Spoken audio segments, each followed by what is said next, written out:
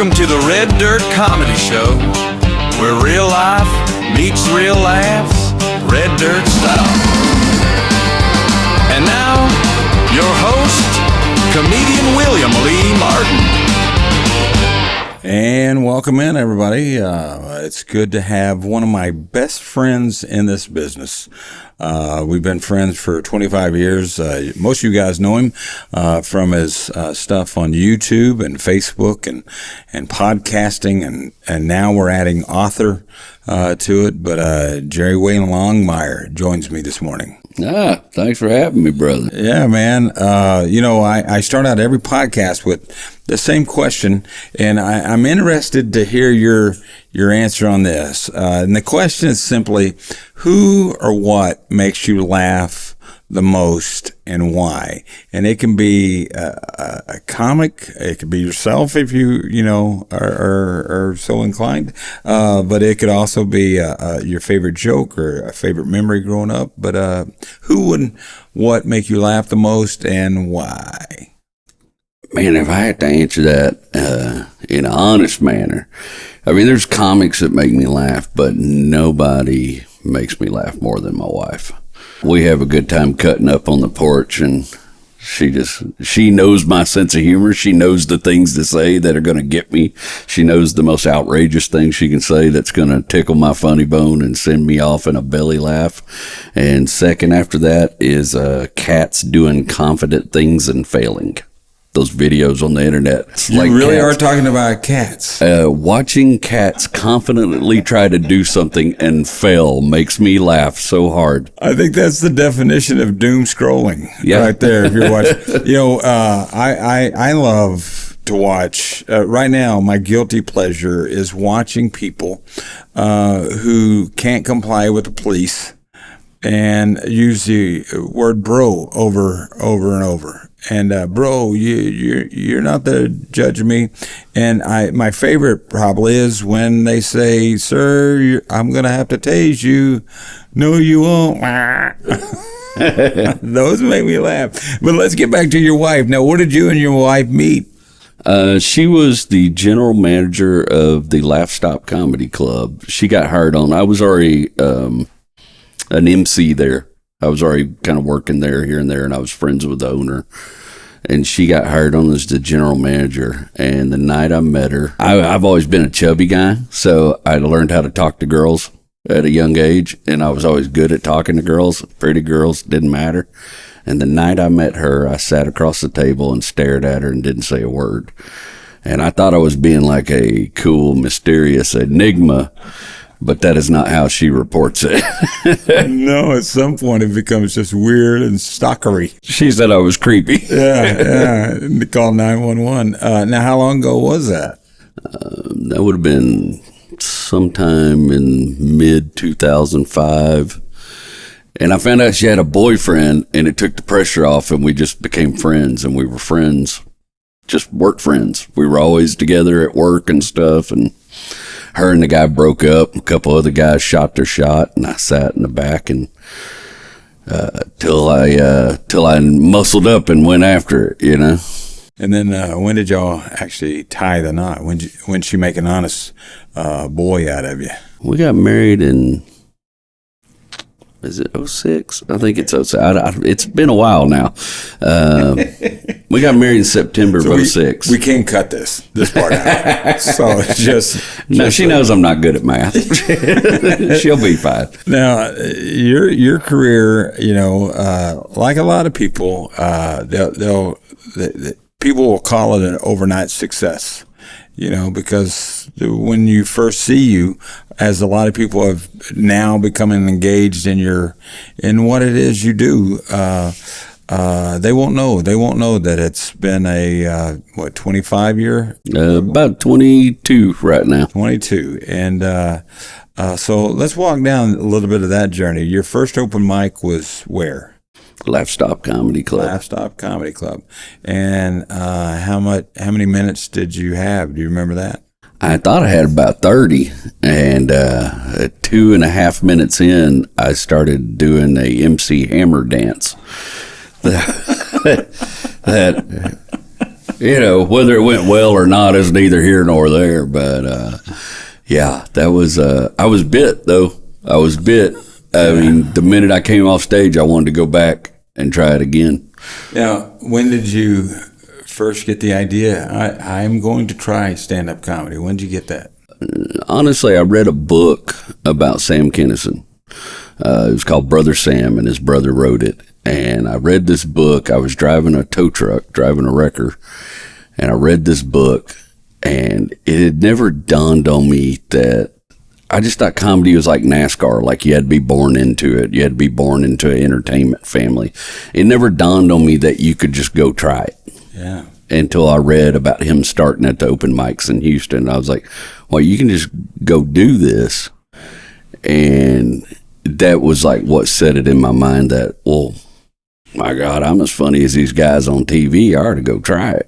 Well, the Houston scene, especially back then, 22 years ago, you got to be in the clique to be in the group, it seemed like. And if you weren't in the group, boy, they really would ostracize you. Did you go through any of that? Were you in the clique or were you out of the clique? So there was 3 factions in Houston back then. There was the comedy showcase comics that all hung out down there off 45 and Fuquay.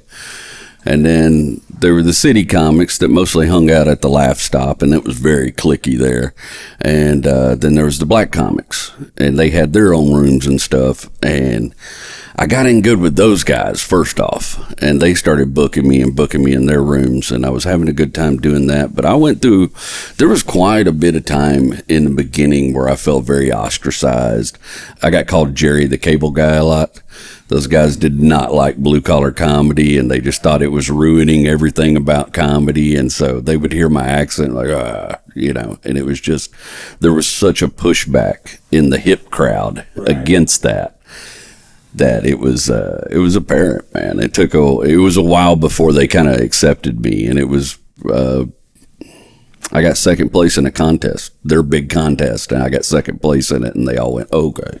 Is that what did it, you think? It was at least what spurred the acceptance that, like, okay, he's not going anywhere. He's going to keep coming up here. He's going to keep doing what he's doing. So we might as well figure out what this cat's about.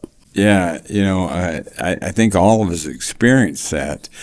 For me, it was a Houston legendary comic who now lived in Dallas and Fort Worth. It was Dan Merriman.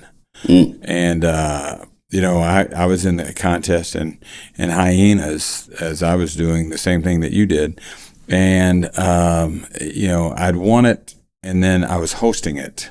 So you weren't eligible to win it again because the reward was house MC, back then. And so I won it, and I'm hosting, and I'm standing there outside of the club, and all these guys, headliners that were headliners at the time that I started, the Alan Bonds, a lot of these guys are out of the business now, but Mark Britton, all these guys. And Dan Merriman walks up and shakes everybody's hand, and then he looks at me and goes, "What's up, dickhead?" Right, and everybody laughs, and it goes on in. And I call my mother, and I go, "Well, Mom, I'm in." And she said, "What?" And I said, "Dan Merriman just called me a dickhead." And she goes, "Is that good?" And I go, "Mama, if they don't pick on you, they don't like you." So there's a difference in our business and being picked on and then being talked about behind your back. Anybody with an accent. Yeah. So how did you get through that? I focused on my comedy, honestly. And I'm not going to tell you, I didn't know what I was doing. I found this new world. I came from this whole different environment. So when I found comedy, I fell into it so hard that I just drowned myself in it. And a lot of that stuff gave me fuel. I've grown a lot since then. I was in my 20s. But in my 20s, I was I was a fat kid that got bullied a lot. I was a very petty, vindictive little dude. And I would take that stuff in my chest and let them live rent-free in my head. But It was fuel. It was fuel. I loved it when I got to go up in front of one of them and just bury him. Bury him. That's the beauty of this business is that, that's where the vindication comes because the pudding that, is on the stage. And you remember when you got to that first part where you realized people were struggling to follow you, and you're like, all right, buckle up, snowflake, here we go. When it was just different, back then you didn't. Now you can be a headliner if you can just get stuff to go viral on TikTok. Back then, you earned the thing. And for those of you who don't know the ins and outs of comedy, it's just a new opening act, and then the middle act, or the feature act is what it's called, and then the headliner. And, back then, I started at 30. You were late 20s? Yeah, 27. Yeah. So for you and I, we weren't 18-year-olds that like some of these comics that started at 18, but they had no life experience. They had none of that. And they had no competitive drive, I think. They wanted to talk about it, but they just didn't want to put in the work. And I remember back then me thinking, the only way I'm going to move up is I got to bury the French fry guy, and then I can move up to shakes, And that's exactly the attitude. It doesn't make you popular, with a lot of people. And I experienced that. I think you did too. Oh, yeah. That was the model we were raised with, though. That was the business model at the time. I've always thought you should have to learn how to be a host first and foremost. It's the most important job on the show. he's the showrunner. A good MC. A good MC is a showrunner. And then I think you should learn how to be a headliner and do check drop. And then your reward at the end of it all should be able to be the feature act. Because you don't have to worry about nothing. No, that 25 minutes in the middle, 30 minutes in the middle, that's the sweet spot. Oh, baby. But it's funny when you start out, they give you 10 minutes as an opening act and you try to push it to 15. Or they give you 15, you try to push it to 20, the feature act, they give you 25 or 30, but you're trying to push it to 35, maybe even 40, go a little long. And then as a headliner, once you get there, you're like, you mean I could have made all this in 20 minutes? So it's weird how that changes. Now, so we move forward. Then you, after you really get established, you leave the business for a while. Yeah. Why?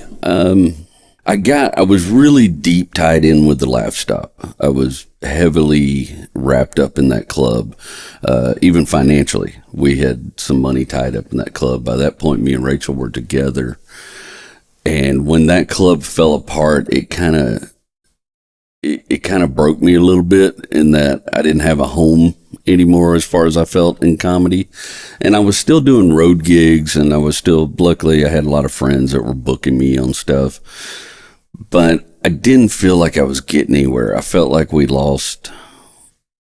felt like I lost something, and I didn't feel like I was getting anywhere. And we got pregnant with our first child, and I was like, I got to make a living. Yeah. And I'm not getting it here, and I just can't.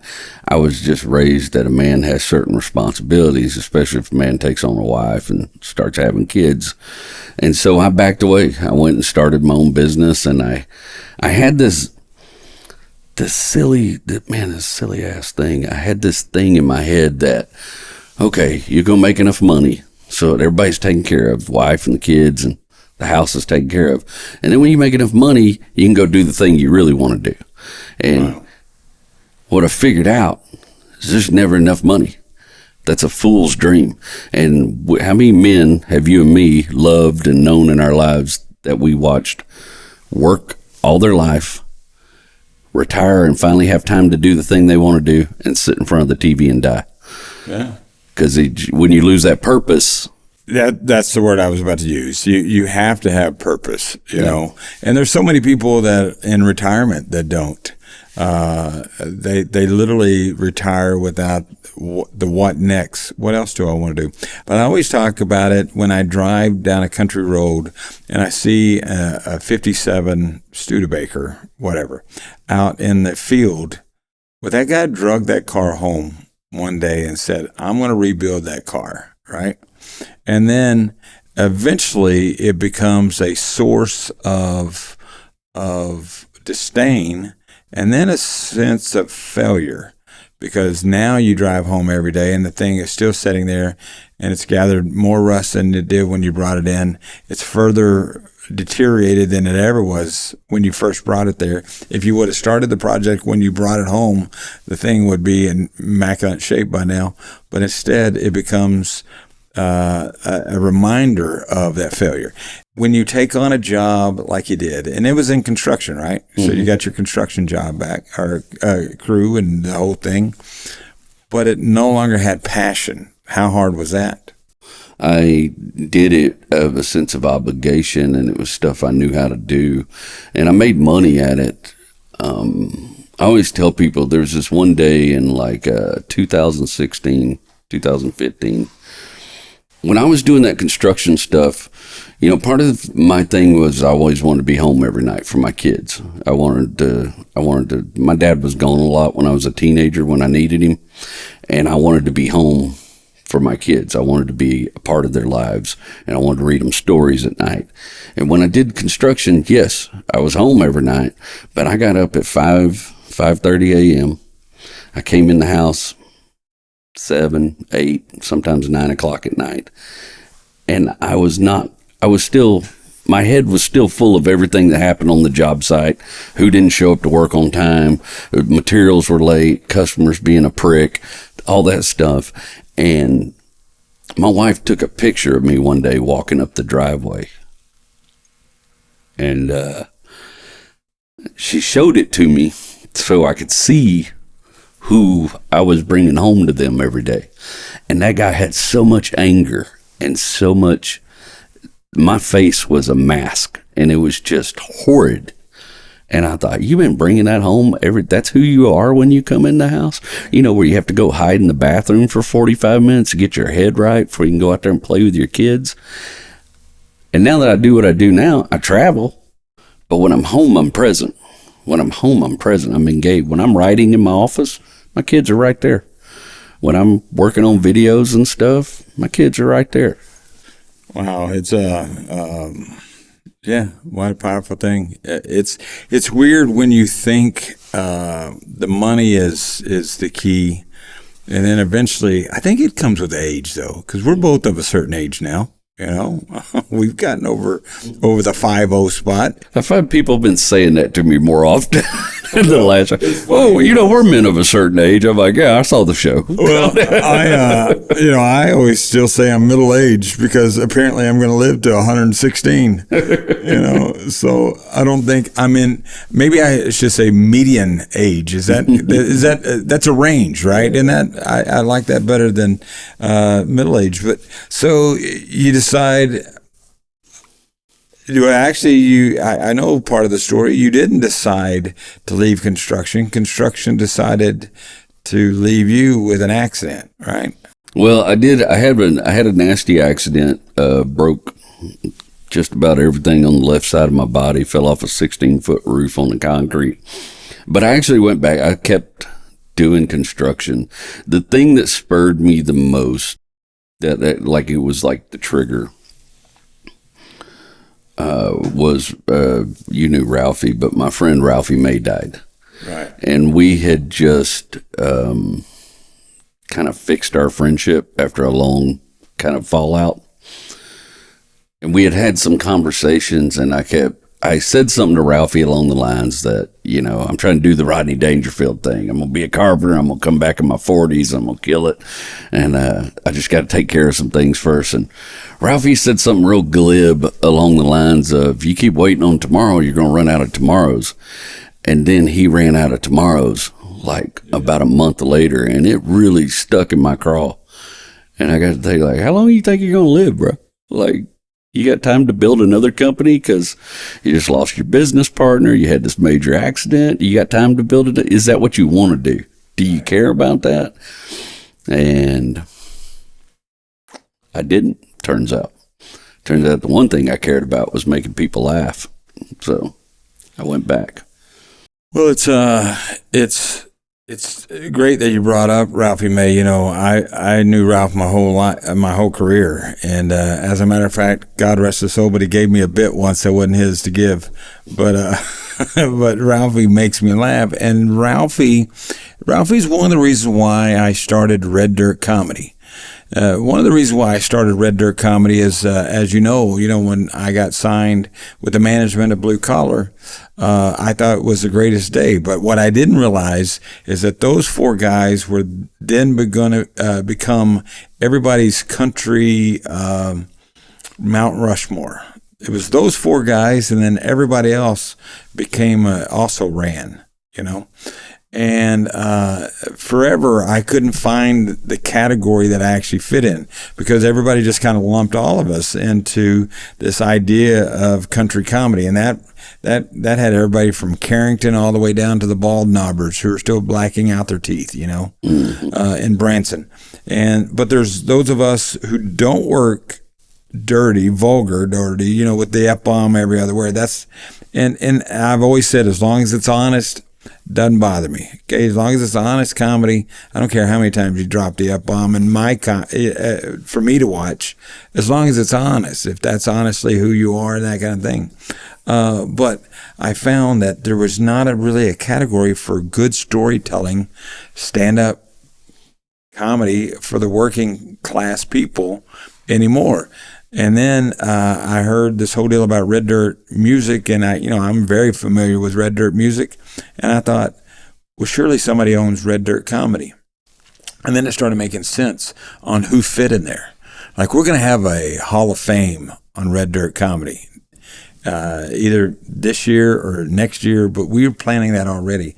And I think Ralphie May fits exactly into what I'm looking at Red Dirt Comedy to be. What are your thoughts? Yeah. Are you kidding me? He's a poor boy from Arkansas.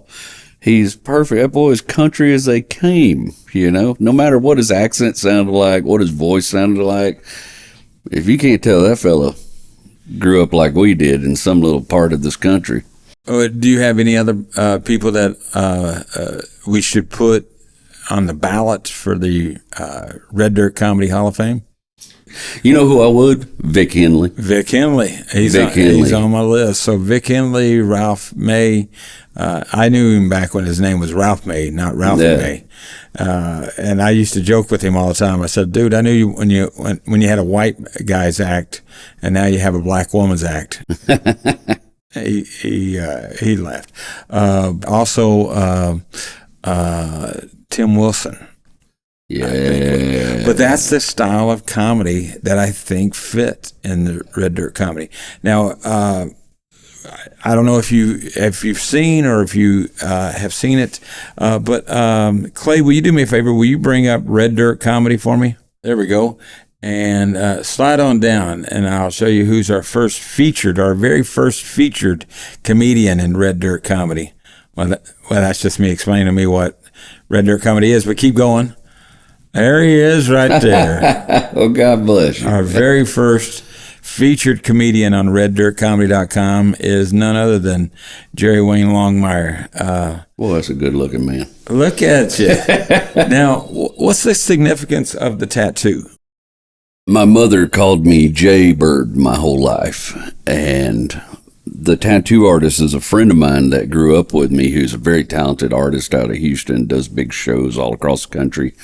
He knew my mom. He grew up at our, hanging out at our house and stuff, and so he did that for me. And I had the idea to do it for a long time, and he did it. But it's about my mother. She called me Jay Bird my whole life. Now I love it.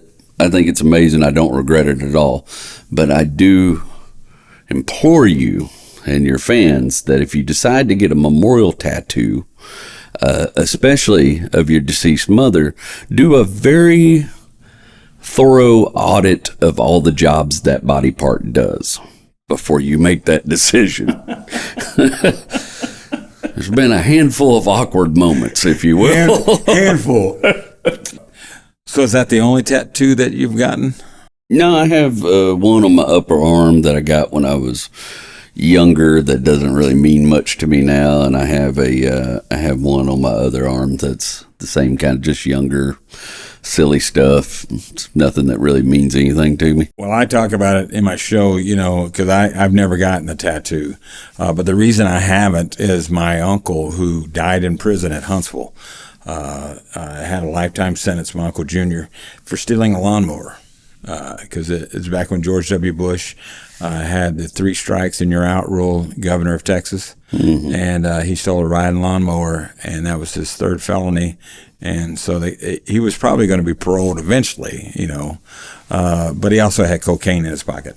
But he told me never to get a tattoo, and this is true story. He's 14 years old. Him and his best friend cut school. They steal cigarettes and booze and go drink and smoke, not doing what they're supposed to do. And they decide to tattoo each other. And underneath the right nipple for his whole life said sweet, and underneath the left one said sour, which is hilarious when you're 14, not so funny when you're 27 doing time in a men's penitentiary. No, not funny on the block. Especially at shower time. I had a girl, so I've told that story about the tattoo before on stage, and I had a girl come up to me, a nice lady, probably in her 40s, come up to me after the show with her husband, and she said, "I know what you mean about the tattoo." I said, "Yeah?" She said, "Well, when I was 16 or 17 years old, my dad died, and I got some of his handwriting tattooed on me." And then she pulled her hair, and it was right here on her back. It said, "Daddy's girl." Oh, I've seen. And she's like, "That has been a source of conversation for many years throughout my dating life." I was working at a cruise ship once, and a girl looked like she paid for her cruise with singles, that's folded horizontally, and but she was very attractive, but she had Daddy's little girl right across the tramp stamp. Oh no! Right? Oh yeah, and. We were up at the top, me and the other comedian, and he goes, "What's the first thing you would say to her?" And I go, "What's your dad's cologne?" He a Drakkar man. Yeah, so I love the Jaybird, and now that I understand it, but there's that part of me that also says you need to get another tattoo of a baby bird on another part of the thing, so it looks like it's feeding it. A little bit at a time. So anyway, so you got back into comedy, but you took a different approach. That's what I love about it. You took a different approach to comedy than the first time.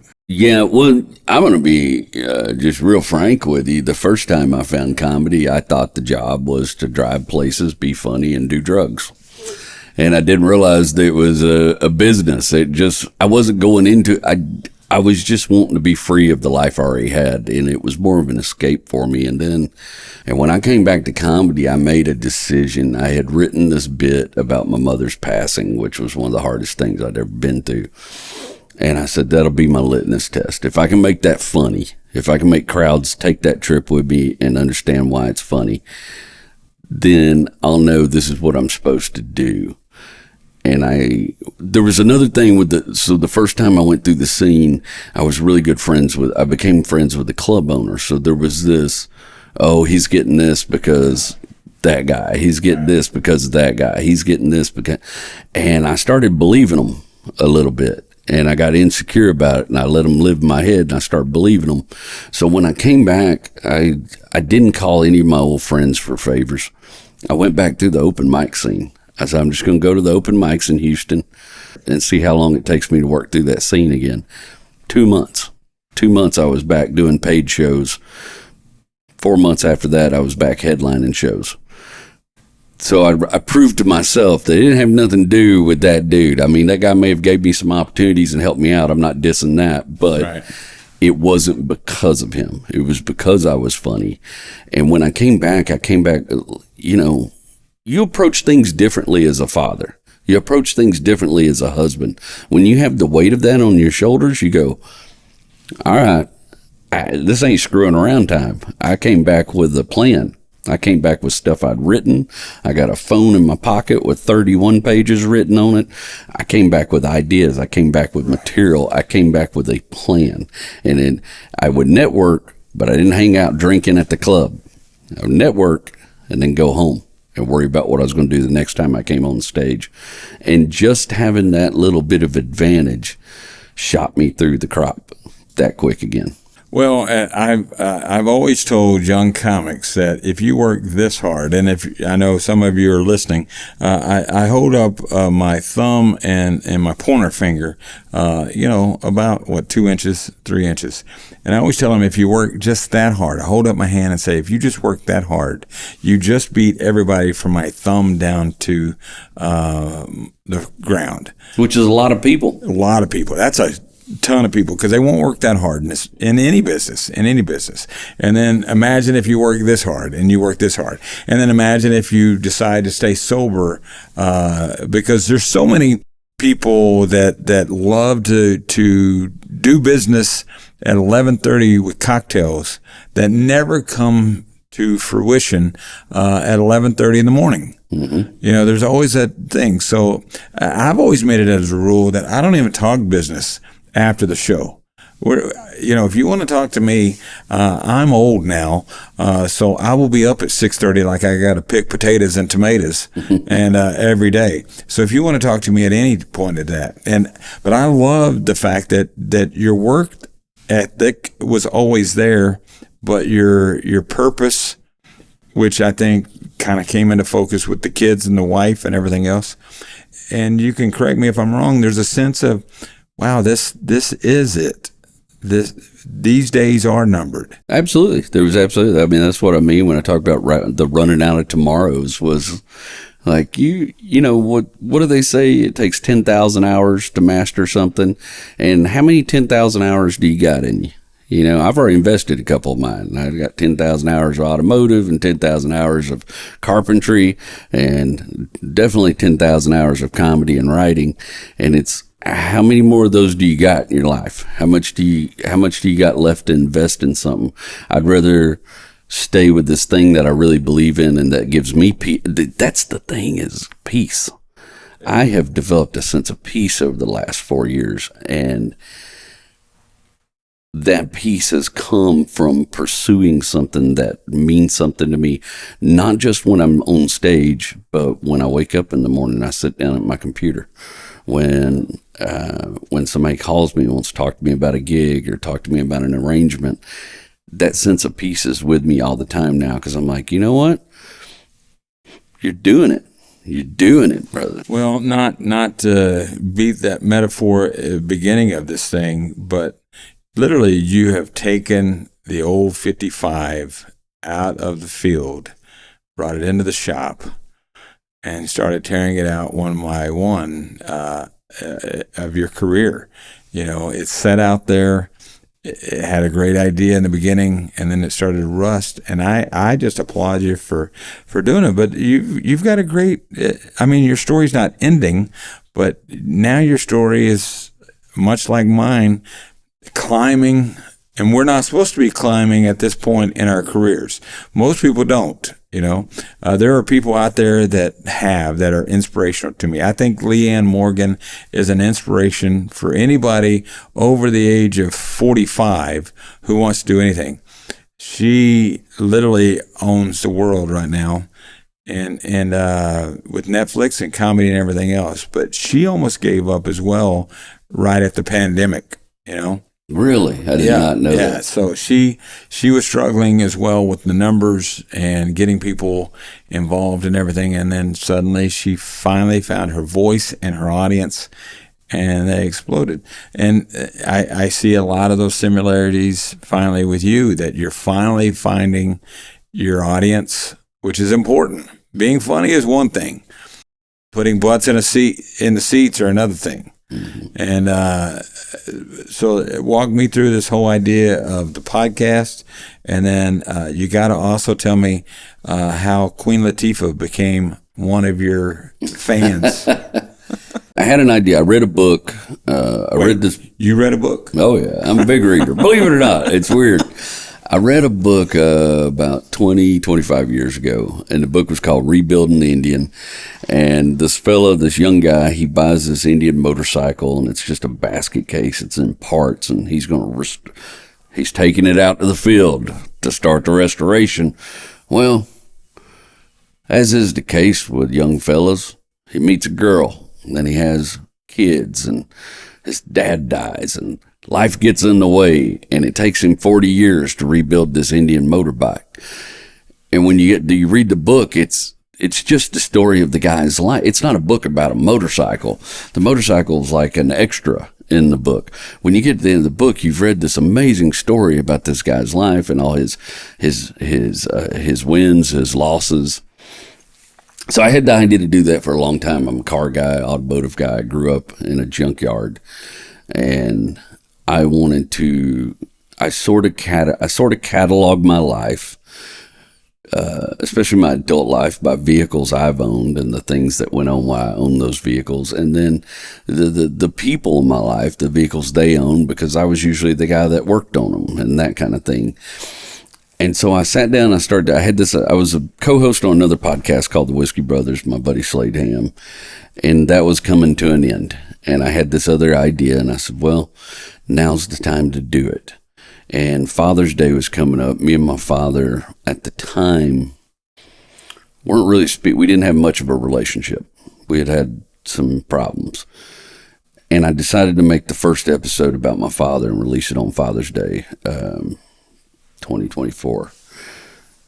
And I wrote this whole episode about like 11,000 words about him and this Dodge Charger he had. And I talked a little bit about the car, but then the story was mostly about him and the way that car made me feel when I was 6 and 7 years old. And was that a thing that made me a car guy? Was it just that experience, or was it growing up in the junkyard? Because I knew people that grew up with the same environment that were not car people, that didn't care anything about this stuff that I do.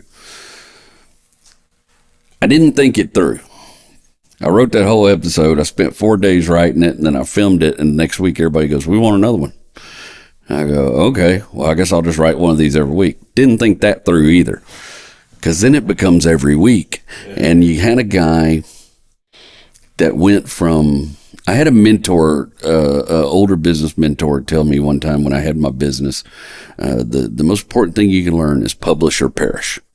Publish or perish. And I started writing everything down, and I started writing a lot. But that podcast took me from writing 1,800 words per week to writing 15 to 20,000 words per week.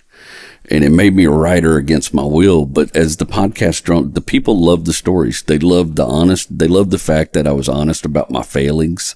They loved the fact I was honest about the things I'd screwed up in my life. They loved the fact that, one of the comments I get a lot is, boy, you sure lost a lot of fights. Yeah. And I was like, well, usually when you hear a guy like me talk, they won every fight they ever won. And I wanted to be the first guy like, nope, that guy whooped my butt and I had it coming. And, so I got a lot of feedback right in the very beginning. People were like, we love this. This is truck drivers, people on the road. I love listening to these stories.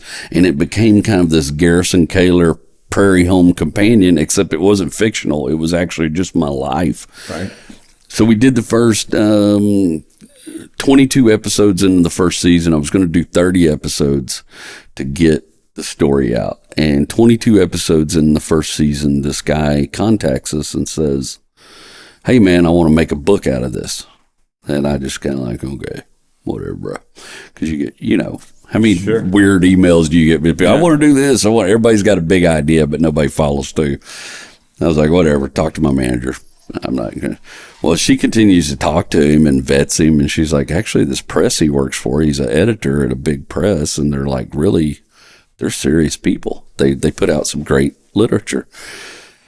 I said, cool, set me up a meeting. We have a meeting, we discuss it, and he goes, your stories, he said, your storytelling reminds me of Mark Twain.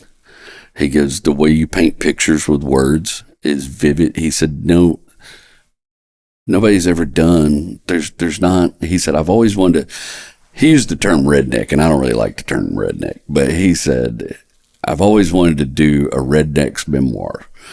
Like, nobody does that. He said, and we laughed. I said, yeah. I said, usually when hillbillies die, they write a book about them afterwards that some ghostwriter writes. I said, it's not often people come up with somebody with a voice like mine and be like, hey, I want you to write, Right. So we worked through that. We start putting this book together, and I just couldn't be more proud of what we've done. I honestly think, in my mind, that this is some of the most important work I'll ever do. And he keeps telling me, he goes, my favorite part about your book is that it's a very subtle guide on how not to be a piece of crap. Yeah. He said, because you're very reflective and very open about the things you screwed up and the things that are at 48 years old, you look back and go, man, I sure would have liked to take another crack at that, and do that differently. I mean, it's not even kind of a cool, it's a cool transition and it also just proves if you keep swinging at the plate, you got to get up to the plate. I think it also helped that you gave up the drugs and all that stuff. We didn't walk down that tour of debauchery of your life, but now you're a family man, and Rachel is wonderful, even though you don't know how long you've been married to the sweet lady. And but I love everything about it. So in my act, I now have a catchphrase, and catchphrases are hard to find. And it took me 29 years to find mine. And that my catchphrase is seemed smart at the time, because I think everything that I've done in my life, I can look back on and not regret, because I can justify all of the decisions, because it seemed smart at the time. And I ask every one of my guests, either as a child or professionally or personally, what's one or a couple of yours seemed smart at the time?